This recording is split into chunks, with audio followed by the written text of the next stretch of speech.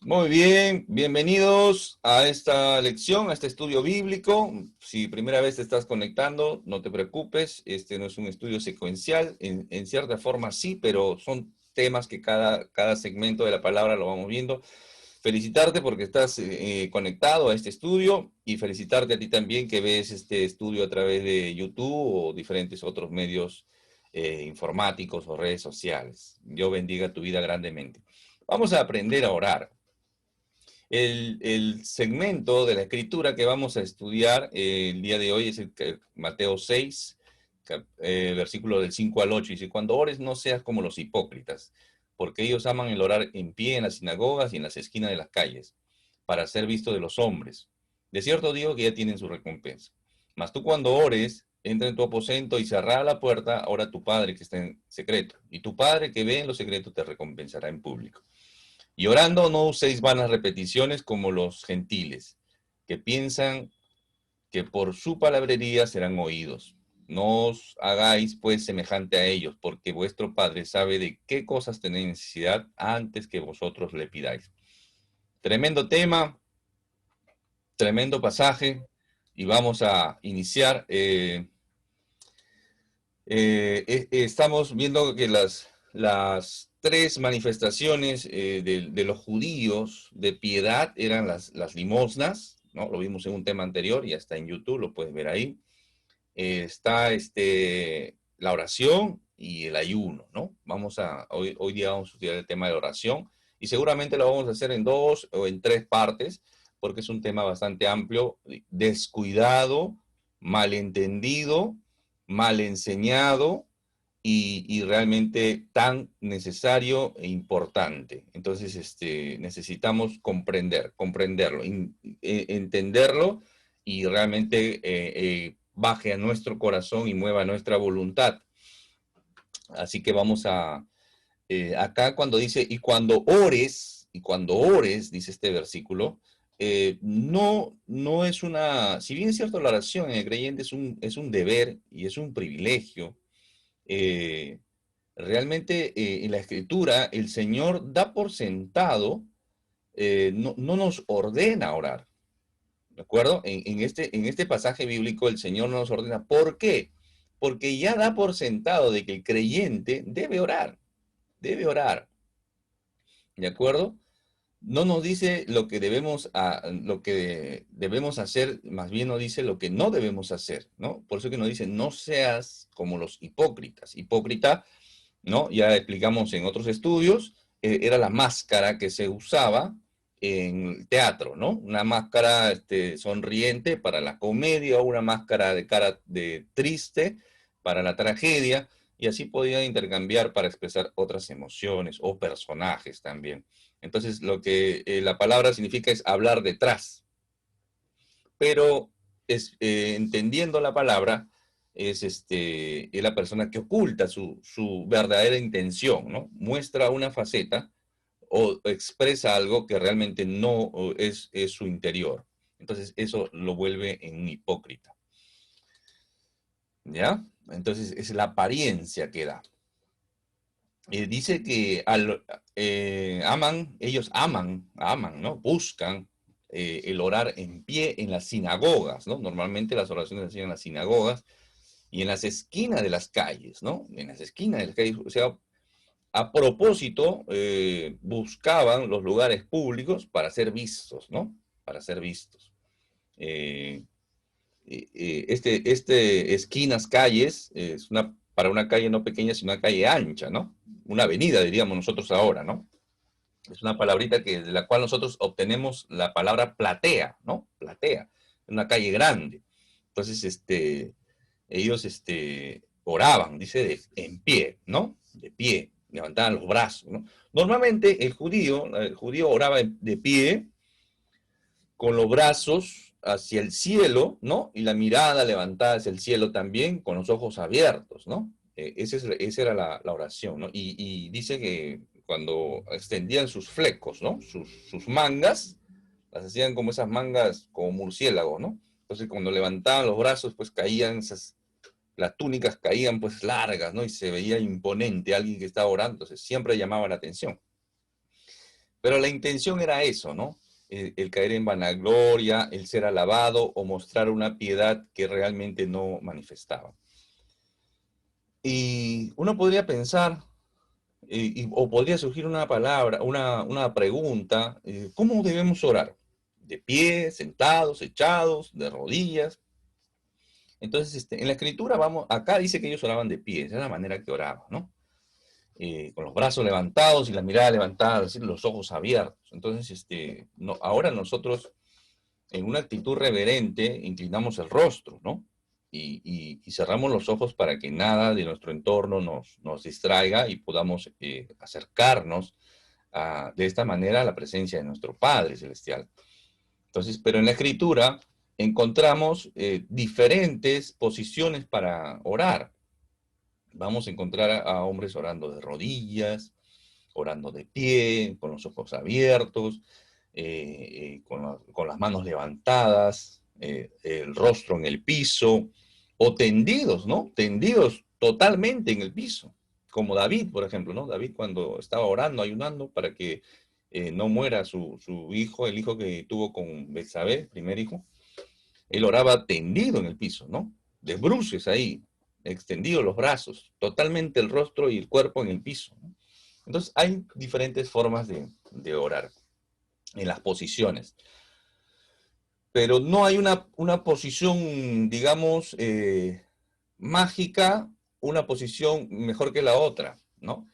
Más bien la posición que normalmente de las manitos juntas, ¿no? Que siempre nos han enseñado, o lo hemos aprendido, o lo hemos asimilado, o siempre lo encontramos las manitos juntas, no están en la escritura, ¿no?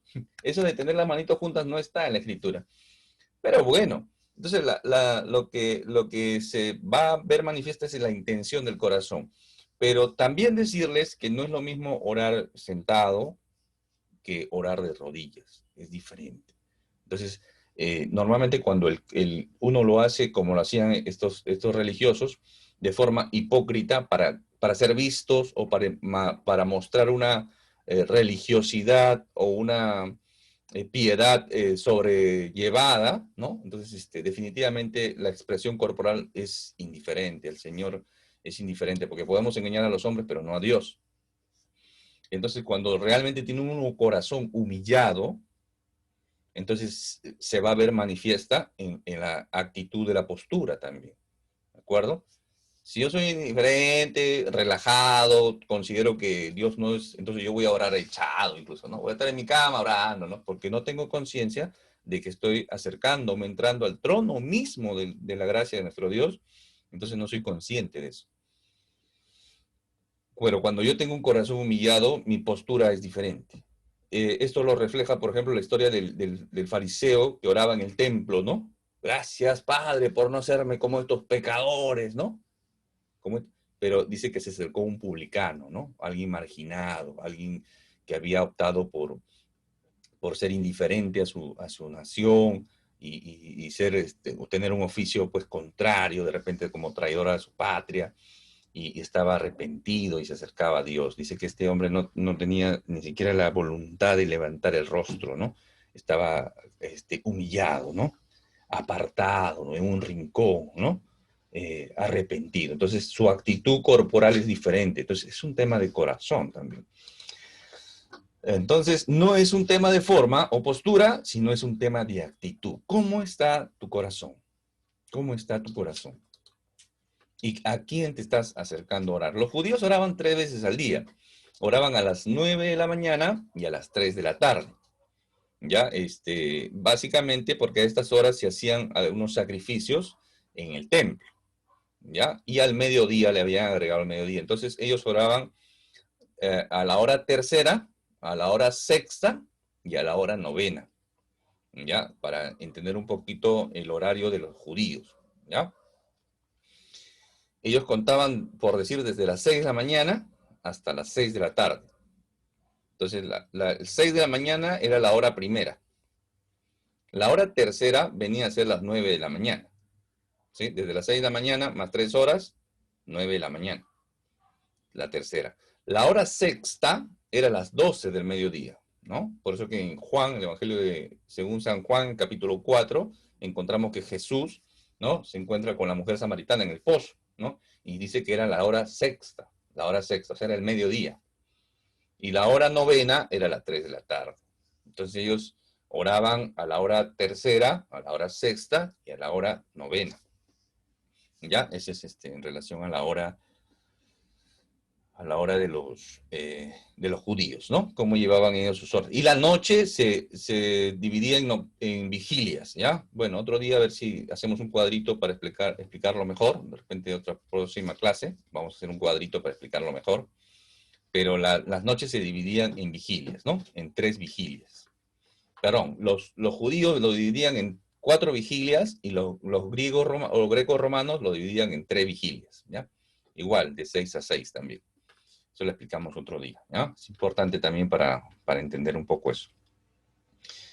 Por eso que a veces, ya que sale el tema, a veces hay la palabra de Dios dice, ¿no? Efesios dice, no se ponga el sol sobre tu enojo, dice, ¿no? No se ponga el sol sobre tu enojo, ¿no? Entonces, ¿qué quiere decir eso? Nosotros desde el contexto occidental entendemos, dice, ya, no se ponga el sol sobre tu enojo, ni des cabida al diablo, dice Efesios, ¿sí o no? Entonces, ¿qué está diciendo? Que si tú te molestas, ¿no? Entonces no se ponga el sol, ¿no? O sea, no llegue a la tarde. Y nosotros entendemos que si me molesté en la mañana, tengo todo el día, ¿no? Para poder estar molesto hasta la tarde, ¿no? A veces se piensa así, ¿no? Me peleo con mi esposo, con mi esposa, ¿no? O me peleo con mi hermano, con mi hermana. Me peleo en la mañana, no le digo nada, no le voy a hablar, estoy con todo ese rencor hasta la tarde, ¿no? Ya, pues la palabra dice que no se ponga el sol sobre el enojo. Entonces en la tarde ya tengo que arreglar las cosas o tratar de arreglar. No, ese es un concepto bastante legalista y un tema con un problema en el corazón, ¿no? Porque considerando que el judío no contaba el día cuando amanecía. El judío iniciaba su día desde el atardecer hasta el otro atardecer. ¿Ya? Ese es otro criterio que hay que tener occidental. Los judíos contaban desde el atardecer hasta el otro atardecer. Por eso, en relación a lo que es el Génesis, porque Génesis dice, y fue la tarde y fue la mañana. Por eso que ellos consideraban el día iniciaba para ellos a partir de las 6 de la tarde hasta el próximo. Por eso cuando dice, no se ponga el sol sobre tu enojo, no está diciendo que tienes todo el día, sino que ya va a empezar otro día y tú sigues en lo mismo. ¿Entiendes? Para entender un poquito el contexto de ese pasaje. Son algunos plus que salen en el camino, ¿ya? Y a veces, a veces hay mucho plus que se queda al final del video. Y hay muchos hermanos que ven solamente el video hasta la mitad, los que ven por YouTube, y se pierden a veces muchas lecciones que están al final. Y a veces las dejo a propósito al final. ¿De acuerdo? Eso es para los apurados, porque Dios no le habla a los apurados. Pues. Siempre hay algo que hacer, algo urgente, pero esto es lo importante. Por eso que Jesús, ¿no? Cuando María llega a la casa de María, de Marta y de Lázaro, María se queda pues sentada a los pies escuchando, ¿no? Y Marta estaba afanada en muchas cosas. Ustedes ya saben la historia, ¿no? Para ser vistos. Esta expresión para ser vistos es bastante interesante porque significa brillar, ¿ya? Significa brillar. Y nuestras acciones deben glorificar a Dios Padre, deben glorificar, y no a nosotros. Ese es el punto. A veces nosotros buscamos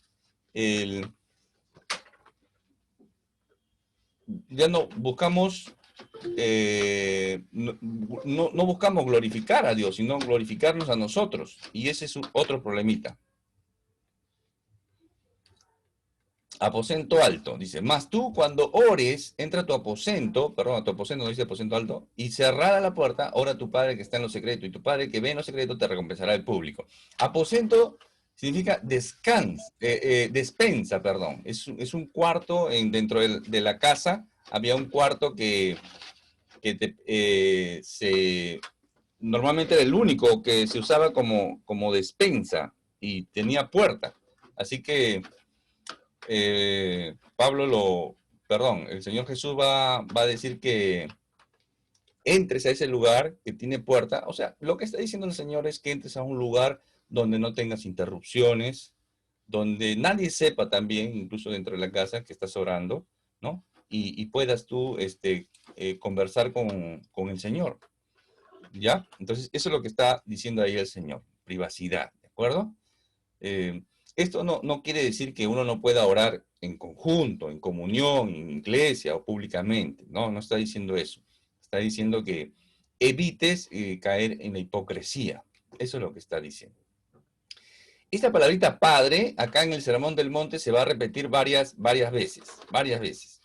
Y eso, cuando se repite una palabra muchas veces, entonces algo está queriéndonos decir el Señor. Varias veces se va a repetir Padre, Padre, Padre. Si ustedes se dan cuenta, en Mateo 6 siempre nos va a dar algunos, siempre se va a repetir Padre, Padre, Padre, y es porque hace mucho énfasis. Y eso nos dice lo que el Señor está tratando de hacernos énfasis en eso, ¿ya? Cuando una palabra se repite mucho, hay una regla de hermenéutica para hacer una correcta exégesis, es que algo está diciéndonos el Señor. Y esto se repite varias veces en este capítulo. Recompensa, recompensa. Nos recompensará nuestro Padre que ve en lo secreto, lo recompensará en público, ¿de acuerdo? En público. Y hablamos un poquito también de la recompensa en otros estudios, ¿no? Puede ser ahora, puede ser en el futuro, puede ser en la eternidad, pero es el Señor el quien determina y nos da la recompensa. El punto es que Dios nos recompensa siempre, siempre, siempre hay una recompensa para el creyente, siempre. Entonces, ese es el criterio que hay que tener, ¿ya? Colosenses 3, del 23 al 24 dice, todo lo que hagáis, hacedlo de corazón, como para el Señor, y no para los hombres, y no para los hombres, sabiendo que sabiendo que del Señor recibiréis la recompensa de la herencia, porque a Cristo el Señor servís. ¿De acuerdo? Muy bien. Mateo 6:7 dice, orando, no uséis vanas repeticiones como los gentiles, que piensan que por su palabrería serán oídos. Vanas repeticiones, ¿no? Esto de vanas repeticiones no hace referencia a ser repetitivo en una oración, en una intercesión, en un pedido, sino lo que está diciendo ahí es, ahorita vamos a explicar, y para eso tenemos que entender al Señor Jesús. Por ejemplo, el Señor Jesús, en el huerto de Getsemaní, dijo Mateo 26:4, y dejándolo se fue de nuevo y oró por tercera vez diciendo las mismas palabras, o sea, hizo el mismo pedido por tercera vez el Señor. El mismo apóstol Pablo también, ¿no? El mismo apóstol Pablo va en 2 Corintios 12:8 dice, respecto a lo cual 3 veces he rogado al Señor que lo quite de mí, ¿no? Está haciendo referencia al aguijón que el Señor había permitido que él tenga, ¿no? El aguijón en la carne. Entonces, eso Pablo le había pedido 3 veces al Señor.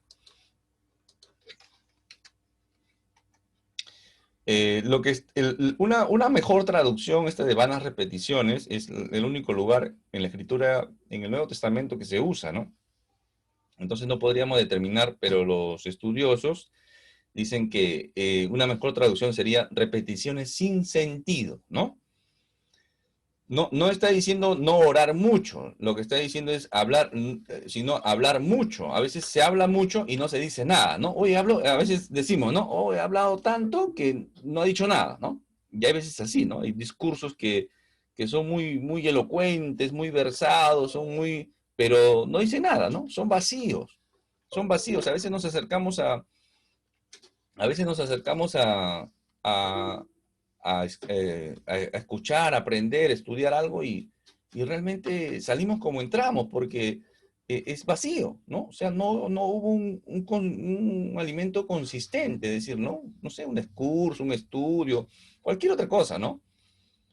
Cuando puede ser muchas palabras, muy florido, muy versado, pero no dijo nada, ¿no? Por eso que Pablo también va a decir eso, ¿no? Yo no he venido con elocuencia, no he venido con filosofía, no he venido con palabras rebuscadas, sino con la sencillez del Evangelio, el Evangelio de Cristo, ¿no? La cruz, así de sencillo, ¿no? Y a veces, muchas veces, queremos maquillar, ¿no? A veces también eso caemos en nosotros como profesores de la Escritura, maestros, otros siervos también, y otros consiervos, otros predicadores también, caen en eso, ¿no? De tratar de allanar. A veces tratamos de allanar de acuerdo al público, ¿no? Porque es una técnica de oratoria, y a veces traemos la oratoria también a la iglesia. Y eso no es así, porque a veces, mi público, ¿cómo es? Si es de cierta tendencia teológica, no digo esto. Si de, entonces acomodo el Evangelio. El Evangelio es único. El Evangelio de Cristo es único. Por eso es que no todos lo entienden, por eso que no todos lo aceptan. Porque es sencillo y es simple. Y la gente por eso que a veces se va, no entiende. Entonces, es complicado, ¿no? Es complicado. Y hay que entender también los diferentes predicadores que no depende de nosotros la salvación.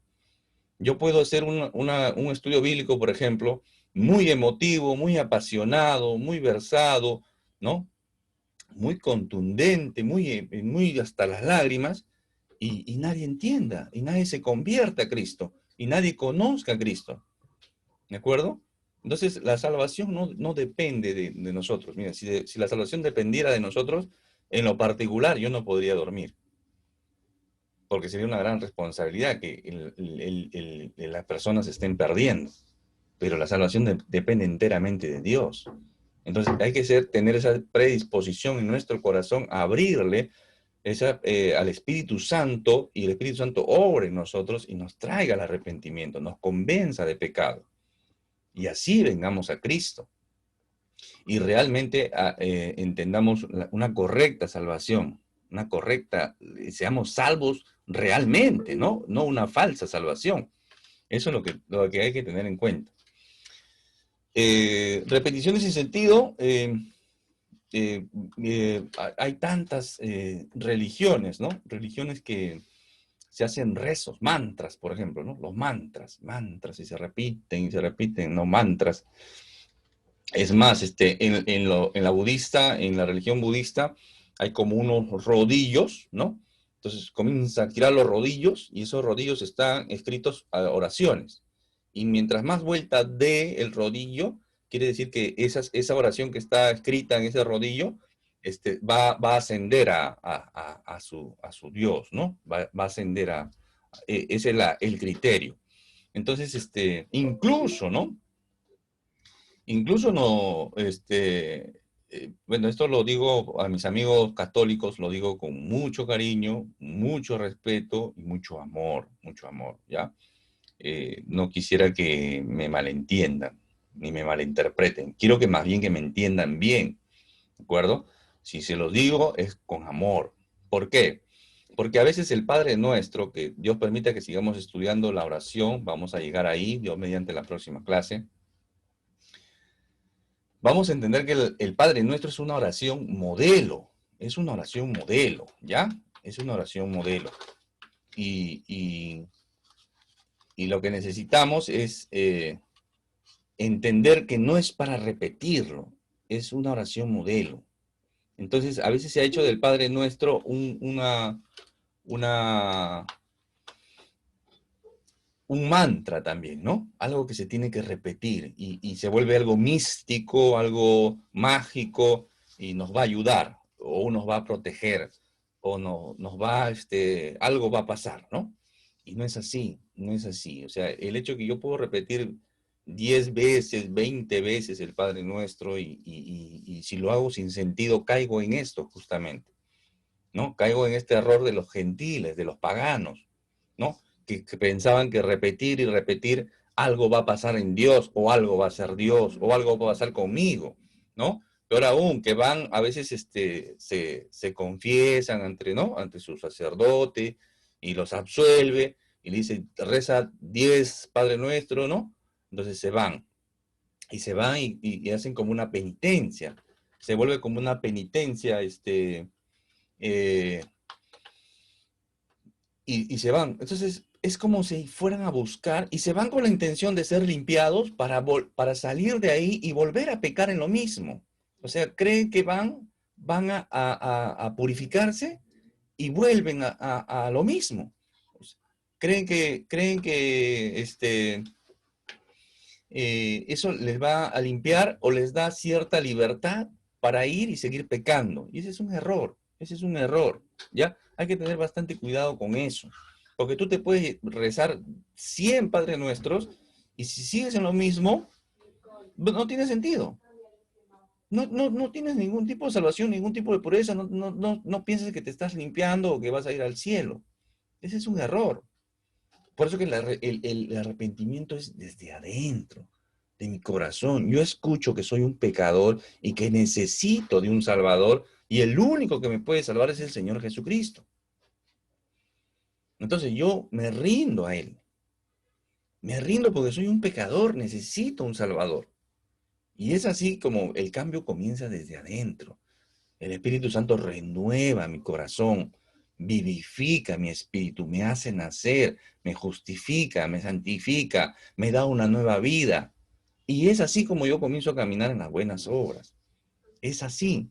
Entonces, hay que entender esto, ¿de acuerdo? El tema del rosario, por ejemplo, el rosario. Igual, el rosario es de la misma manera.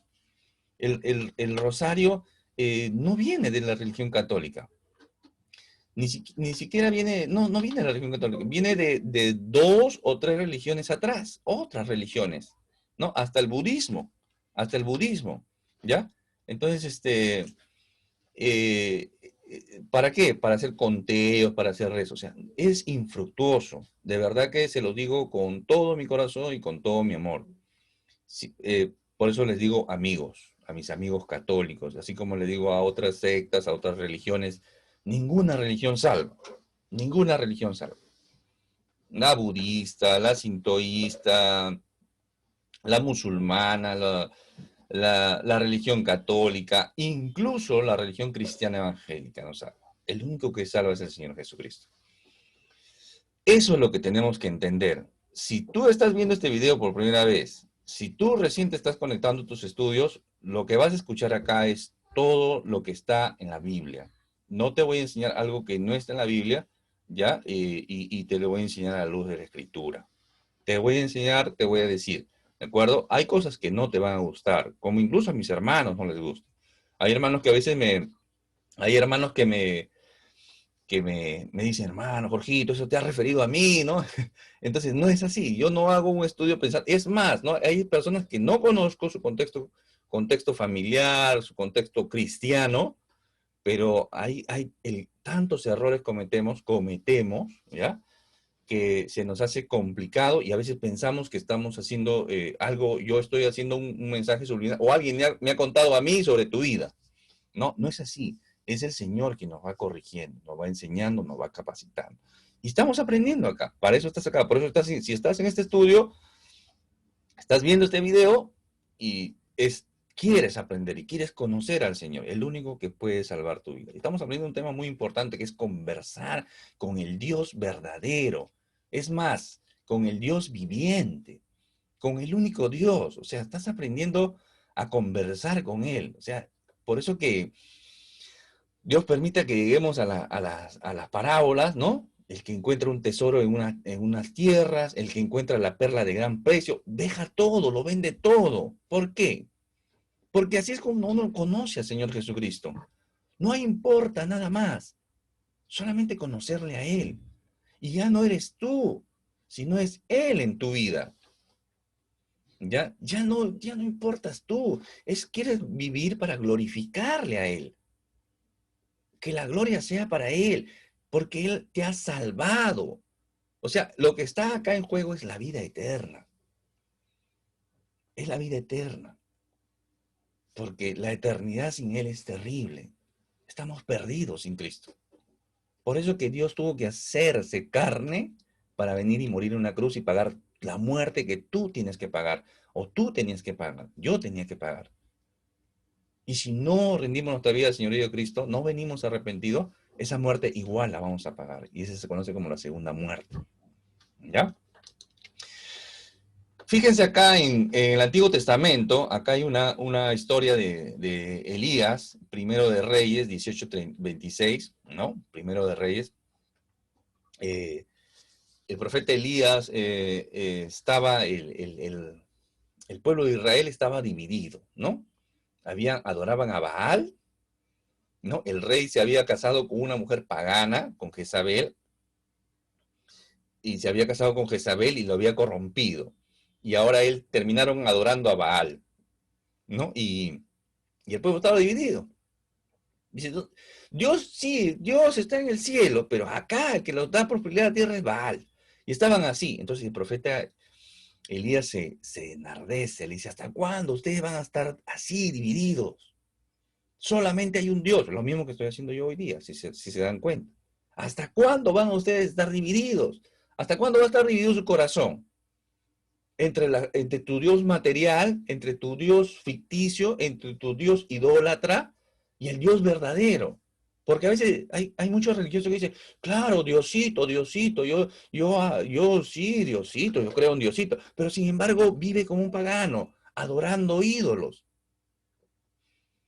Y a veces los ídolos no solamente son estatuas, sino los ídolos también son las cuentas bancarias, los carros, los hijos, las esposas. O sea, todo eso se puede volver ídolos. Están divididos corazón. Acuérdense de esto de tener el corazón dividido, fluctuante, ¿ya? Como las olas que van y vienen. Entonces, eso lo dice el profeta. ¿Hasta cuándo ustedes van a estar divididos? O adoran al Dios verdadero, al Dios viviente, o a Baal. Entonces convocan un holocausto, vamos a hacer el sacrificio, ustedes acá, 400 sacerdotes, 400, 800, no recuerdo bien, sacerdotes de Baal, y acá estaba Elías solito. Hacen su holocausto, arman sus piedras, ponen maderas, ¿no? Es más, el holocausto de Elías le echa agua, ¿no? Bueno, comiencen ustedes. Y comienzan a los sacerdotes de Baal, comienzan a invocar a su Dios falso, con D minúsculo, ¿no?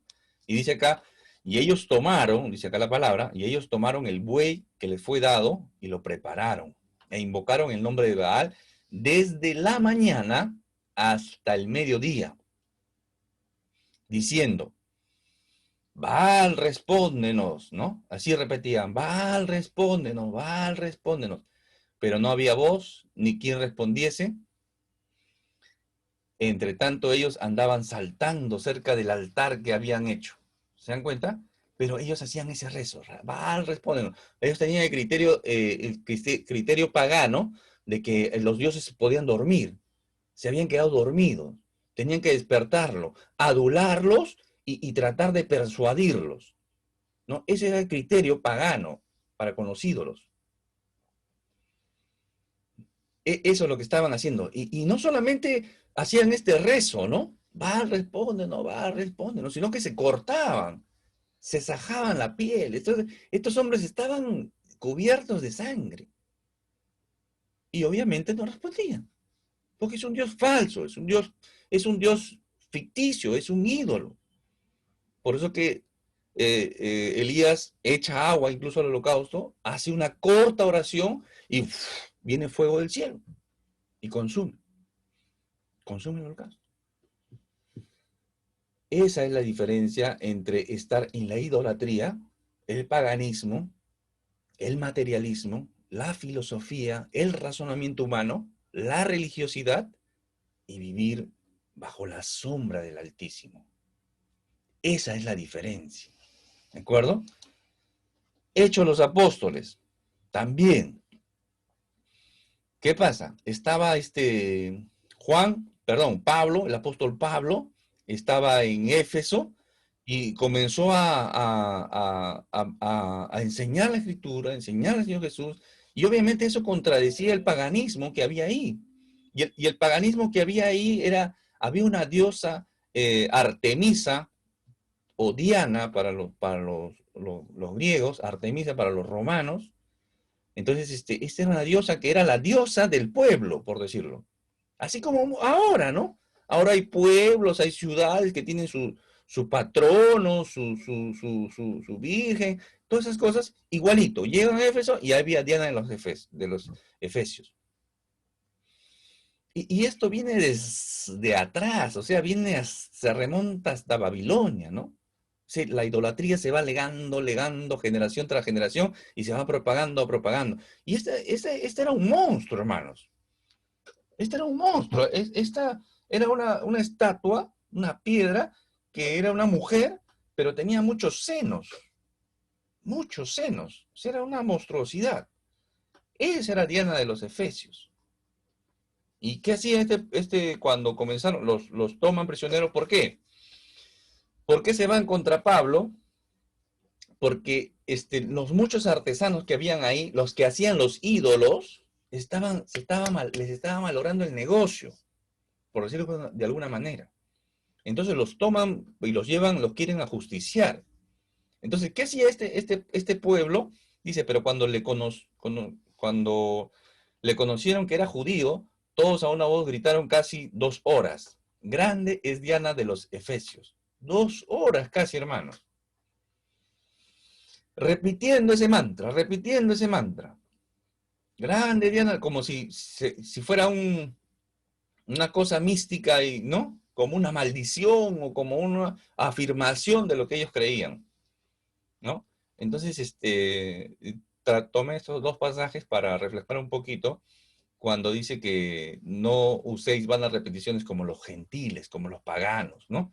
Que piensan que por su palabrería serán oídos, ¿no? Es más, estas repeticiones, en el original la palabra habla de alguien que tartamudea, ¿no? Alguien que habla sin sentido, ¿no? Y eso también vemos ahora, ¿no?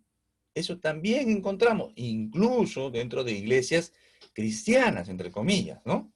Arranca. ¿Qué es eso, hermanos? Eso ha sido sometido a estudios lexicográficos, de idioma, de semántica y todo, y no tiene sentido ni para atrás ni para adelante. Se ha tergiversado, se ha malentendido todo esto. Un idioma es un idioma, lenguas es lengua es un idioma. ¿Ya? Bueno, no es el tema de hoy, pero igual había que decirlo. Fe, confianza y un corazón arrepentido. ¿Te estás acercando a conversar con Dios? Acércate con fe. Acércate confiado y con un corazón arrepentido. Porque necesitamos tener un corazón dispuesto a ser moldeado por Dios. Necesitamos derramar nuestro corazón. Necesitamos acercarnos a Dios con eso. Si yo no me estoy acercando a orar a Dios, estoy dejando de respirar, porque para el creyente la oración es el respirar. Oro porque me acuerdo que tengo que agradecer por las comidas. Oro porque bueno, ahora ya no se puede, pero cuando volvamos, ¿no? O cuando estábamos en la congregación, ¿no? Reunidos como iglesia, oro porque alguien se tiene que orar. Oro porque es el tiempo de la oración. Oro, pero no oro porque realmente tengo ese impulso de conversar con mi Padre. No tengo esa necesidad. Algo está pasando en mí. Muevo todo, hago todo, y cuando ya no puedo hacer nada, me acuerdo de Dios. No os hagáis pues semejante a ellos, porque vuestro Padre sabe que de qué cosas tenéis necesidad antes que vosotros le pidáis. ¿De acuerdo? No hagáis como quién. No te vuelvas hipócrita como los religiosos, que oran para que los vean, que usan elocuencia, ¿no? Hacen un teatro en su corazón, ¿no? Incluso nosotros podemos caer en eso, ¿no? Vamos a orar entre hermanos, y yo comienzo a hacer una oración muy versada, muy rebuscada, tratando de impresionar a los hermanos. La oración no es para impresionar a los hermanos. La oración es para conversar con mi Padre, para en comunidad, en comunión, oro a mi Padre. Lo que siento en mi corazón, ¿de acuerdo? Lo que deseo, lo que me duele, lo que me alegra, lo que tengo que agradecer, porque a veces, hermanos, tenemos más cosas que agradecer que pedirle a Dios, ¿de acuerdo? Y no recemos como los paganos, no hagamos rezos repetitivos. ¿Ya? Otra cosa que tengo que entender es que Dios, ¿no? Dios conoce mi necesidad. Pero Dios no es el genio de la lámpara. O sea, yo oro para pedir nomás. Yo oro porque creo que Dios es el genio de la lámpara. ¿No necesito algo? Señor, necesito. Señor, quiero esto. Señor, dame esto. Señor, ¿no? Entonces nos acostumbramos y pensamos que Dios es el genio de la lámpara. ¿Y cuándo es que vamos a tener una relación de padre e hijo? ¿Cuándo es que vamos a tener esa relación? Dios no es el genio de la lámpara. Tampoco es una caja dispensadora. Tampoco es un cajero automático. Tampoco es la oración una moneda que pongo, selecciono un número y cae algo. Dios no es eso, hermanos. Dios es como si, no sé, los padres, de repente los padres entienden un poquito esto. Imagina que tienes un hijo y todo el tiempo siempre te está pidiendo algo. Papá quiero chocolate, papá quiero unas zapatillas, papá quiero un polo, papá quiero esto. Siempre, pasa la tarde, pasa la mañana, pasa la noche y siempre te está pidiendo, te está pidiendo. ¿Cuándo te relacionas con tu hijo? ¿Cuándo hay un abrazo? ¿Cuándo le dices, hijito, qué bien? Papá, hoy día jugué fútbol, metí un gol, no sé. ¿Cuándo conversas con un padre? Entonces, hemos entendido mal, hemos entendido que la oración es pedir nada más y eso no es. Para eso estamos estudiando, para eso estamos aprendiendo. La oración es conversar con Dios, acercarme a Él. Porque a veces, incluso los creyentes, nos acercamos y renegamos de Dios.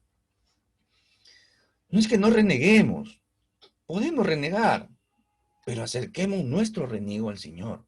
No reneguemos de Él. No nos molestemos con Él. Acerquémonos y traigamos nuestra molestia.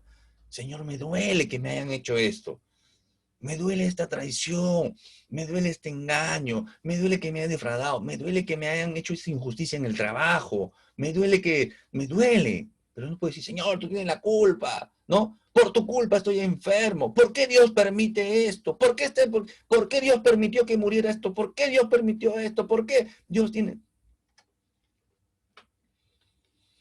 Como decía alguien, tsunami, murieron tantas personas en un tsunami. ¿Por qué Dios permite el tsunami?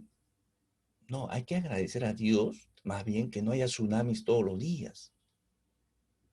Porque vivimos en un mundo caído, maldecido. Es por la gracia de Dios que no hay tsunamis todos los días. Señor, ¿por qué el terremoto han muerto tantas personas? Gracias a Dios que no hay terremotos todos los días. ¿Se dan cuenta el mal enfoque que tenemos? ¿Por qué Dios ha permitido que yo tenga esta enfermedad? Dios tiene la culpa. ¿Por qué por qué Dios no te ha matado de una vez y te regala un día más para que te arrepientas? Eso es lo que tienes que pensar. Así es como debemos pensar. Incluso los creyentes a veces caemos en este error de levantar el dedo acusador contra Dios. Tengo un estudio, se llama La Misericordia de Dios, está en YouTube, véanlo por favor. Trata de lamentaciones, ¿no? Y ahí está Jeremías. Jeremías escribe Lamentaciones y está viendo cómo el pueblo de Jerusalén había sido destruido, primero sitiado, después tomado. Agarraban a los niños, los golpeaban contra las rocas, los reventaban a los niños en las rocas, a las mujeres embarazadas les abrían la panza viva, les sacaban la criatura. Las mujeres estaban comiendo sus criaturas en el sitio, estaban encerrados, no había comida, se comían a sus hijos. Era un desastre. Jeremías va mirando, caminando y ve pura la muerte. Todo eran muertos. Era un cuadro, una escena desgarradora, terrible. Todos estaban muertos. Uno por ahí moribundo, otro por ahí malherido.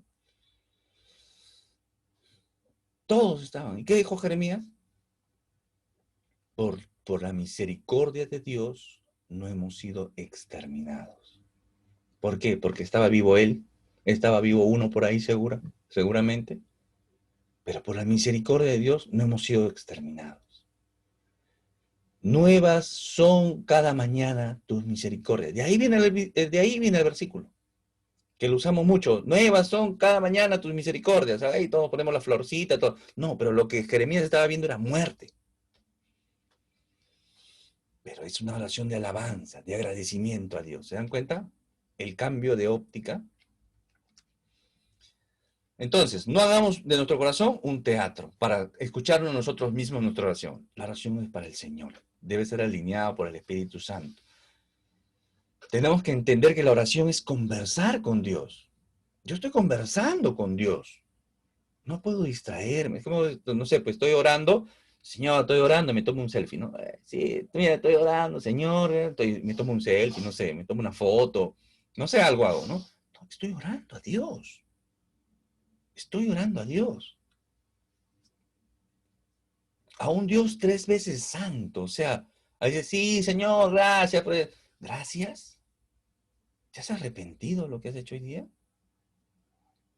¿Sabes que te estás acercando a un Dios 3 veces santo? O sea, su santidad no tolera el pecado.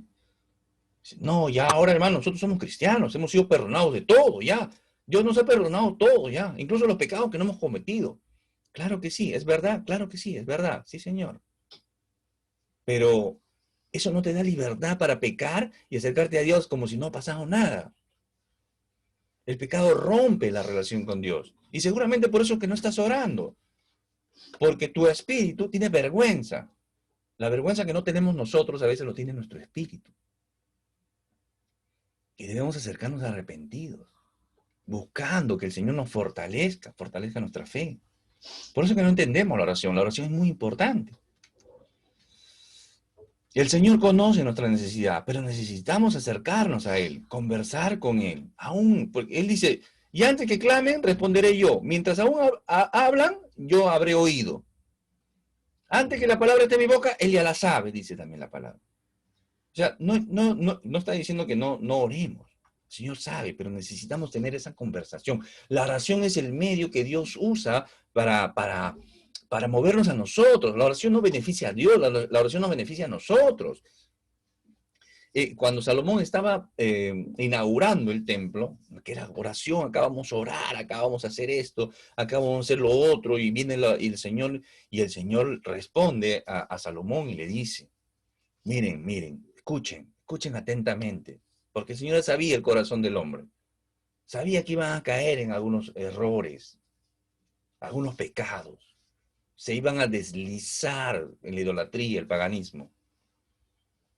Dice, si se humillare mi pueblo, sobre el cual mi nombre es invocado, y oraren, y buscaren mi rostro, y se convierten de sus malos caminos, entonces yo oiré desde los cielos, perdonaré sus pecados y sanaré su tierra. Sanaré su tierra. ¿Sanar la tierra de qué? De virus, pues hermano, de virus, de enfermedades, de plagas, de peste, de lacra, de alcoholismo, de prostitución, de todo eso. Eso trae maldición a la tierra. La prostitución, la homosexualidad, eso trae maldición a tu tierra. Por eso que Dios, la naturaleza, a veces cuando el hombre se vuelve contra Dios, la creación que obedece a Dios y no al hombre, se vuelve contra el hombre. No nos sorprende encontrar terremotos en lugares donde había brujería, donde habría magia negra. No nos sorprende que haya terremotos en lugares donde hay prostitución, homosexualidad, drogadicción, alcoholismo, infidelidad. No nos sorprende. No nos sorprende. Muy bien, vamos a concluir, hermanos. Permítame compartirles unos versículos más. Romanos 12:12. Gozaos en la esperanza, sufridos en la tribulación, constantes en la oración. Constantes en la oración. Filipenses. Mi hermano, mire, esto hay que entenderlo. Filipenses 4:6. Pablo, desde la cárcel, escribiendo en una iglesia con problemas, con tribulación, con pobreza. ¿Qué le dice? Por nada estéis afanosos. Sino que, ¿qué hago? ¿Cómo no voy a estar afanoso? Tengo problemas de salud, tengo problemas familiares, tengo problemas financieros, Pero ¿cómo hago? ¿Qué dice? La palabra dice, no estés afanoso. Entonces, ¿qué hago? Sean conocidas vuestras peticiones delante de Dios. ¿Cómo? Toda oración, con toda oración. Y ruego, oración, ruego y agradecimiento. Oración, ruego, agradecimiento. Yo le agradezco al Señor porque confío, el Señor ha sido fiel. Nunca me ha dejado en la calle, nunca me ha dejado sin ropa, nunca me ha dejado sin comer, nunca... Y así haya pasado alguna necesidad, alguna gracia, el Señor siempre ha estado ahí a mi lado. Tantos testimonios que hay. Tú eres un testimonio de eso, ¿o no? Si tú eres creyente, eres un testimonio de eso. Claro que sí. ¿Cuándo te ha hecho faltar el Señor? Pero hay que salir de algunos problemas. Hay que cuidar nuestra salud. Hay que ir al médico. Hay que luchar, hay que ahorrar, hay que salir de las deudas. Todo eso hay que hacerlo. Y el Señor nos va a ayudar. Pero hagamos todas las cosas como para el Señor. Pero vuelvo al inicio. Por nada estéis afanosos. Santiago 5:13, si mal no recuerdo. Santiago, ¿está alguno entre vosotros afligido? ¿Está alguno entre vosotros afligido? Búscalo, esto no está acá, apúntalo, por favor. Ya a veces yo tantos hermanitos, hermanito, estoy con depresión, hermanito, estoy con ansiedad, hermano, me pasa esto, no sé por qué, hermano, tengo este problema, pero me deprimo, no sé, me quiero apartar del Señor, me estoy deslizando. Y no se acercan a la Escritura, no oran al Señor. ¿Cómo le va a hablar el Señor? ¿Está alguno entre vosotros afligido? ¿Qué tiene que hacer? ¿Qué creen ustedes? Los voy a dejar que adivinen. Le doy 3 segundos. ¿Estás afligido? ¿Qué debes hacer? 1, 2, 3. Ya lo adivinaste, ¿te das cuenta? Para eso es el estudio bíblico. Para eso es el estudio bíblico. Por eso es importante que tú te conectes. Por eso es importante que tú veas el estudio bíblico. ¿Cuánto inviertes acá? 40 minutos, 50 minutos, 1 hora. ¿Cuánto inviertes en una película? 1 hora y media, 2 horas, 2 horas y media. ¿Cuánto inviertes en una serie? Toda la noche a veces, ¿o no? Pero no puedes invertir 40, 50 minutos para estudiar la Escritura y dejes de estar afligido, entrando en depresión. ¿Está alguno entre vosotros afligido? Haga oración. ¿Están algunos contentos? ¿Qué tienen que hacer si están contentos? Canta alabanzas, alaba al Señor, agradece al Señor, alaba al Señor. Pablo y Silas estaban encarcelados en Filipo, en la iglesia en Filipos. Estaban encarcelados con el cepo, tenían un cepo en los pies, estaban aprisionados, encadenados, una celda con olor a podredumbre, con ratas, con lo que sea, estaban ahí. ¿Y qué estaban haciendo ellos? Cantando alabanzas, cantando himnos. ¿Se dan cuenta? ¿Cuánto necesitamos aprender? ¿Cuánto necesitamos aprender la Escritura? ¿Cuánto necesitamos? Por eso que la Escritura es, un hermano me dijo alguna vez comentando con un hermano, es el manual perfecto. La Escritura es el manual perfecto para el hombre caído. Ahí está la solución a sus problemas. Tú te puedes ir a 1000 terapias psicológicas si quieres y vas a decir, no, que hace esto, que Freud, que esto, que Skinner, que... Tú puedes hacer todo lo que tú quieras. Pero el Señor dice, ¿estás afanoso? Ora, ruega, agradece. ¿Estás afligido? Ora. ¿Estás contento? Canta alabanzas. ¿Cuántas terapias te ahorraste? Bueno, disculpen mis hermanos que son psicólogos, de repente les estoy quitando la chamba. Muchos hermanos psicólogos ya también se molestan conmigo, pero hermanos, discúlpenme, perdónenme, mi intención es enseñar la Escritura. La palabra del Señor, el Señor se ha exaltado. No puedo yo enseñar si está la solución acá. Si veo a mis hermanos mal, si los veo enfermos, los veo padecer. ¿De acuerdo? Porque por la palabra de Dios y por la oración es santificado, dicen. Está hablando de los apóstatas. Mateo, escuchen esto. El Señor está crucificado, muriendo en la cruz, entregando su vida por ti y por mí. Entrega el Espíritu. ¿Y qué pasa en el templo? Hay un terremoto, hay un temblor. Y el velo del templo se rasga en dos, se rompe en dos. Bien, el templo era amplio, toda la infraestructura era grande. Dentro de todo el templo habían patios. Pero el templo en sí, que era rectángulo, ¿no? La infraestructura grandaza que había, ¿no? Estaba internamente dividido en dos. El que se conocía como lugar santo. En el lugar santo estaba la mesa de los panes, el altar del incienso y el candelabro. ¿De acuerdo? Ahí estaban esos tres utensilios. Después había otro ambiente que se conocía como el lugar santísimo, ¿ya? El lugar santísimo. Ahí se encontraba el arca del pacto, ¿ya? Ahí solamente entraba el sumo sacerdote una vez al año para ofrecer el sacrificio por los pecados, para cubrir el pecado del pueblo en la propiciación, en el propiciatorio, ¿ya? Ese lugar santo, del lugar santísimo, estaba separado por unas cortinas grandazas, altas, muy altas, pesadas cortinas, ¿ya? Cuando dice que el velo del templo se rasgó en dos, lo que está diciendo es que esa cortina grandaza, que no se podía romper humanamente, ¿no? Se rompió en dos. Se rasgó, se rompió en dos. Y miren la escritura, lo hermoso, lo bonito de meterse, de sumergirse en la escritura. Dice, el velo del templo se rasgó en dos. ¿Nada más? No, dice, de arriba a abajo. ¿Y es lo que importa?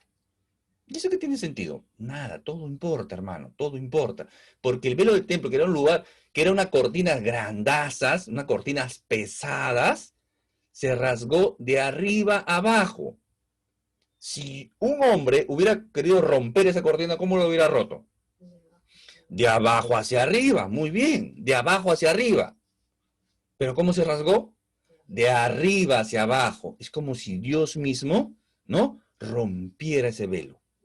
De arriba hacia abajo se rompe ese velo. El lugar santísimo que solamente entraba el sumo sacerdote una vez al año, está abierto ahora. Eso significa, se acabó el templo, ya nada más. No es que solamente un solo hombre, el sumo sacerdote, puede entrar una vez al año, no. Ahora todos tienen acceso libre por el sacrificio de Cristo en la cruz. Por eso que en el versículo 50 está que el Señor muere. Y Jesucristo es nuestro sumo sacerdote, y porque Jesucristo es nuestro sumo sacerdote, yo tengo acceso libre al lugar santísimo, al mismo trono de la gracia de Dios. Espero estés entendiendo, hermano. Me hubiera gustado poner un gráfico de eso, pero las lecciones son tan amplias, pero poco a poco estoy seguro que el Señor te va a ir enseñando. Hoy día estás aprendiendo bastante, creo yo. Estamos siendo muy edificados. Por eso es que se rasga el velo del templo. Porque Jesucristo es nuestro sumo sacerdote y por Jesucristo yo tengo acceso al Padre. Por eso que cuando yo oro, oro en el nombre de Cristo. Y está la Trinidad completa también cuando yo oro. Porque oro al Padre en el nombre del Señor Jesucristo y el Espíritu Santo eleva mi oración y me guía y alinea mi oración a mí. La Trinidad completa orando en la oración. La oración era la doctrina, una de las 4 pilares de la iglesia primitiva. ¿Ya? Por eso que Hechos 2:42 dice, y perseveraban en la doctrina de los apóstoles, la doctrina de los apóstoles, o sea, la doctrina de Cristo, lo que Cristo les había enseñado y ellos estaban replicando. ¿De acuerdo? La doctrina de los apóstoles. En la comunión unos con otros, la comunión, la iglesia. No se estaban peleando entre denominaciones, no se estaban peleando dentro entre hermanos inmaduros, porque por eso esa es la iglesia que tiene que ser madura. Cuando todos son niños, esa es una guardería, y ese es un desastre de niños. ¿Ya? Comunión, comunión. Comunión viene de comunión, comunión. ¿Comunión en quién? En Cristo. Cristo es la luz. ¿Y qué más? En el partimiento del pan, la Santa Cena. Y las oraciones, hermano. 1:14, Hechos 1:14, no está ahí, apúntalo. 1:14 y Hechos 6:4. Hechos 6:4. 1:14, Hechos 1:14 y Hechos 6:4. Ahí va a decir las oraciones y en el 6 las oraciones también, ¿no? Cuando están con el problema de las mesas, que no, a mí me sirven más, a mí me sirven poco, etcétera, etcétera. Dice, bueno, nosotros vamos a dedicar a la palabra y a las oraciones. La oración es fundamental desde el principio en la iglesia. No podemos ordenar o reclamar a Dios, ¿ya? Este es otro error, ¿ya? Este es otro error importantísimo. Yo no puedo ordenarle a Dios. No puedo reclamarle a Dios, ¿ya? Eso es irreverente, ¿ya? Es irreverente. ¿Yo puedo orar con la escritura? Sí, una hermanita me dijo, hermano, pero podemos orar con la palabra. Por supuesto, y hay que orar por la palabra, ¿no? Y hay que orar con la palabra. Señor, tu palabra, ¿no? Señor, esto, Señor, dice tu palabra que si confesamos nuestro pecado, tú eres fiel y justo para perdonar. Entonces me alineo a esa palabra, me homologo. Eso es confesar, homologarme a la palabra de Dios, igualarme, sujetarme a la palabra de Dios. Ese es confesar en la palabra, ¿ya? Homologueo es la palabra. Ese es alinearme, decir igual que Dios. Tu palabra dice, Señor, que el que robaba no robe más. Yo soy un ladrón. He sido un ladrón o soy un ladrón. Ya no quiero ser ladrón. No robarás, dice tu palabra en el Antiguo Testamento. El que robaba no robe más, dice en Romanos. Señor, ya no quiero robar. No dice cuánto vas a robar, si poquito o bastante. Dice, no robarás, simplemente. Tu palabra dice, no robarás. No voy a robar, Señor. Perdóname porque he sido un ladrón. Eso es confesar, me homologo a la palabra de Dios. ¿Y qué dice Romanos? Dice que el que robaba no robe más, sino que trabaje y sea de ayuda a los que necesitan. Señor, antes robaba, ahora voy a trabajar y voy a ayudar más bien a los que necesitan. Eso es la palabra. Pero pues el Señor, tu palabra dice acá que tú tienes que hacer esto, tú tienes... Eso es irreverente. Eso no es conocer a Dios. No le podemos hablar así a Dios. ¿Quién eres tú, barro, para contender con el alfarero? ¿Quién eres tú, barro? Lee Romanos 9, hermano, ¿ya? ¿Tú no crees esto? ¿Te fastidia lo que te estoy enseñando? Lee Romanos 9, lee Jeremías. Se me fue, Jeremías. Ahí está el alfarero también. En Ezequiel también creo que está el alfarero. Pero en Romanos 9, ahí lee. Y te vas a ubicar, hermano. De repente estabas un poquito desubicado y te decías, no, Dios, yo soy el hijo del rey. El rey no puede vivir así en pobreza. Tiene que tener un Porsche, tiene que tener un jet privado. No, no, no. No nos equivoquemos, hermano. No nos equivoquemos. Dios es Dios soberano. Ese es el Señor. Nosotros somos los siervos. Él es el amo, nosotros somos los súbditos. Él es el rey. ¿De acuerdo? Entonces, no hay que desubicarnos. Yo declaro, ¿cuántas veces han escuchado? Búsquenlo en YouTube. Declaro que fulano de tal va a ser el presidente de esta nación. Declaro que va a ser el presidente y nunca fue el presidente. Yo declaro que el huracán tal se va a ir a tal sitio. Yo declaro, no tenemos ese poder. No puedes declarar. Yo declaro que el hermano va a ser... No, si Dios quiere te vas en media hora y se acabó el asunto. Se te paró el corazón y se acabó el asunto. No tenemos esa soberanía. No puedo declarar yo. No tengo ese poder. Solamente Dios soberano es el que hace las cosas. Bueno, yo puedo homologarme, puedo confesar, puedo alinearme con la palabra de Dios. No hay que confundir, ¿de acuerdo? Eso. Pero yo no puedo reclamar ni puedo declarar. Yo declaro, yo profetizo, ¿no? No. Dios es soberano, hermanos. Dios quiere, quiere. ¿No? Por eso es importante alinear nuestras oraciones con la voluntad de Dios. Que se haga la voluntad de Dios, no mi voluntad.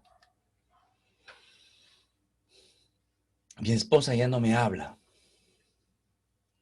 Mi esposa ya no me habla. En un matrimonio, cuando la relación se corta, ¿no? Cuando hay problemas en un matrimonio, ¿qué pasa con la relación? Se dejan de hablar, ¿sí o no?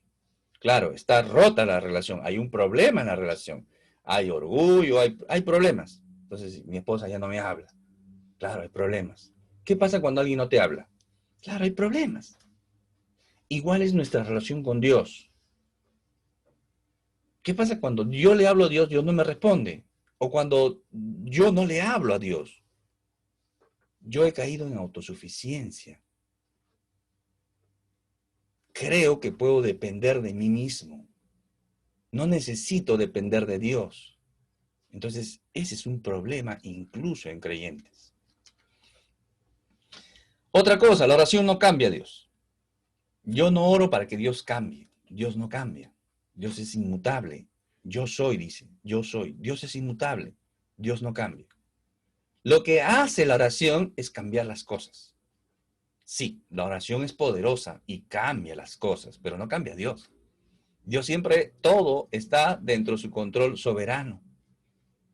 Pero necesito yo alinearme a la voluntad de Dios. Pero también interceder, también clamar, también rogar al Señor. Claro que sí. Por eso que a veces los marcos teológicos nos sesgan la mente, nos nublan a veces. No, hermano, por ejemplo, los calvinistas dicen, no, uno incluso no necesita orar porque Dios es soberano y Él va a hacer como le da la gana. Dicen los calvinistas. Los arminianos dicen, no, hay que mover la voluntad de Dios. Hay que orar para que esto se haga. La oración es el marco, por eso yo digo, los marcos teológicos son esos, son marcos teológicos. No nos encasillemos, ¿ya? No nos encasillemos, es un problema. Y por eso es que hay tantas denominaciones cristianas, calvinistas, arminianos, luteranos, wesleyanos, ¿no? Las de Whitefield, ¿no? Ya está, ¿no?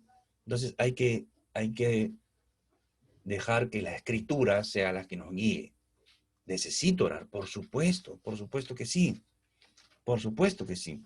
La oración es un arma poderosa. Cambia las cosas, me alinea con Dios, me mete en los planes de Dios. Eso hace Dios. Por eso que Pablo va a decir a la iglesia en Tesalónica, oren sin cesar, oren sin cesar. Tengo mi tiempo de devocional, en la mañana seguramente, ¿no? Y tengo mi tiempo, o de repente en la noche, pero tengo mi tiempo devocional. Pero durante el día estoy en comunión con el Padre. Señor, gracias por esto. Señor, ayúdame. Señor, tengo esta tentación. Señor, estoy a punto de ir. Agárrate, hermano. Agárrate. Me estoy deslizando. Señor, ayúdame, porque si tú no me ayudas, me voy. Voy a caer, me voy a deslizar. Agárrate, hermano. Agárrate en oración. Efesios 6. La armadura termina con la oración. De nada te sirve la armadura si no está bañada con la oración. La oración es como el aceite que se derrama en esa armadura. Si no, esa armadura está estática, no sirve. Pero con la oración estás, pero listo para entrar en batalla. La oración es la que le da la cobertura a esa armadura. La confianza en el Señor, la dependencia de Él. Entonces estoy orando. Estoy orando porque me fue mal, Señor. Me siento mal por esto. Señor, me siento mal por esta injusticia que me he hecho. Señor, me siento mal por esta difamación. Me siento mal por esta traición. Señor, gracias por esto. Llegó un pan, llegó una fruta. Gracias, Señor. Una bendición, una ropita, algo. Gracias, Señor. Señor, te ruego, Señor, que esta persona que ha llegado esta bendición a través de sus manos, la bendiga, Señor, que la multipliques. ¿Estoy qué? Estoy orando, estoy agradeciendo, le estoy contando mis problemas, el Señor sabe mis necesidades, sabe que estoy bajo tentación, que estoy en una prueba y necesito salir de esa prueba. Entonces estoy inconstante, por eso que uno ora sin cesar. ¿Se dan cuenta? Hay mucho más de este tema, hermanos. Dios permite que sigamos estudiando. Dios le bendiga grandemente. Fue con ustedes Jorge Ocampo, siervo del Señor Jesucristo.